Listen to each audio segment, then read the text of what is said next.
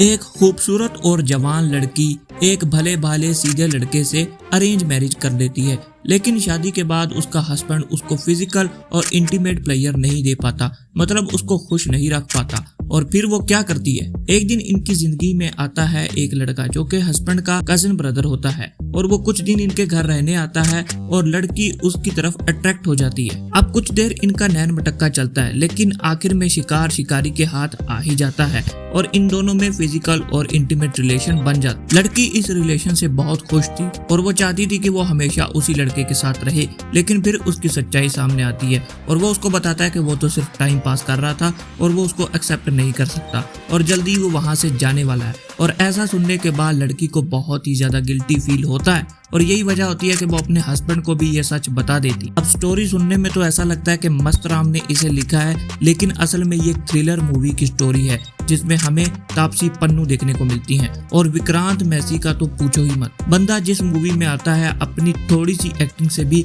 सबको डोमिनेट कर देता है। अब जिस पॉइंट पर विक्रांत मैसी को अपनी बीवी के चक्कर का पता चलता है, वहां से मूवी बहुत ही ज्यादा इंटरेस्टिंग हो जाती है और ऐसे टर्न ऑफ इवेंट्स होते हैं जो आपको थ्रिल का एहसास दिलाते हैं। मतलब अंधाधुन मूवी के बाद इतना ज्यादा थ्रिल मैंने कभी फील नहीं किया था। हालांकि इसका थ्रिल उतना ज्यादा नहीं है जितना कि अंधाधुन का था, लेकिन ये एक बहुत ही अच्छी और वेल रिटन स्टोरी है। अब इस लव ट्रायंगल स्टोरी में बहुत ही ज्यादा केओस है, मर्डर हो जाता है एक इंसान का और वो इंसान कौन होता है ये आपको मूवी के एंड तक नहीं पता चलता और यहाँ पर पुलिस का एंगल भी आ जाता है और सारा शक चला जाता है तापसी पन्नू के कैरेक्टर पर। और तापसी पन्नू इस मूवी में बहुत खूबसूरत तो लगती हैं, लेकिन उससे भी ज्यादा अच्छी लगती है उनकी एक्टिंग।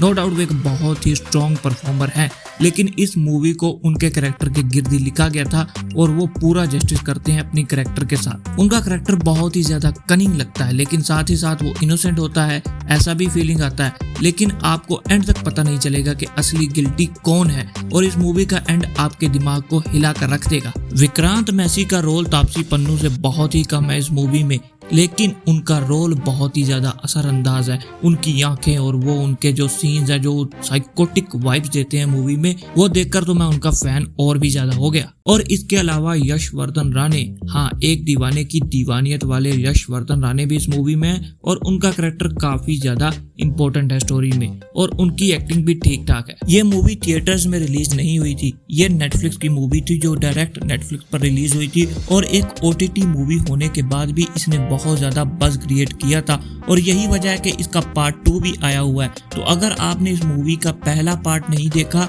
तो आपके लिए ये बोनस मूवी होने वाली है, क्योंकि इसकी स्टोरी पार्ट 2 में भी कंटिन्यू होती है और आपको उसके लिए कई साल वेट नहीं करना पड़ेगा। पार्ट 2 और पार्ट 1 दोनों आपको नेटफ्लिक्स पर देखने को मिल जाएंगे। लेकिन जितनी मैंने आपको वार्निंग दे दी है इस मूवी को लेकर, अपने दिल को थाम कर ही बैठना और वीडियो को लाइक करके चैनल को सब्सक्राइब कर देना, क्योंकि ऐसे वीडियोस आते रहेंगे।